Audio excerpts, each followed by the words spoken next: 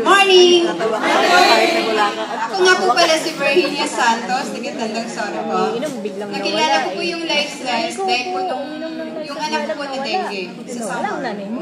At nagpapasalamat po ako kay J.D. Malo Arellano na siya pong nagbigay sa akin ng Entra para po mainom ng anak ko. Dahil dapat sasalinin na po siya ng dugo, 10 na lang po yung platelets niya. Pero napainom ko lang po siya ng kalahati ng bottle, ng isang bottle ng Entra. Kinabukasan labas po kami ng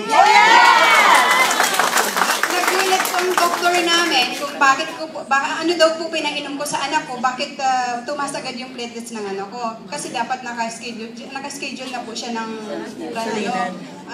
salina ng dugo. Sabi ko, Entra lang po, Dok. Hindi ko alam na may sakit din pala yung doktor. Meron po siyang sakit na leukemia. Pero ngayon, na-dialysis na po siya ng ilang beses po, pero hindi po siya naglagas ng naging distributor din po siya under the, kay Emmanuel Ong. Siya pong, ngayon, siya ko pong upline. Thank you so much po at nakilala ko ang lifestyles.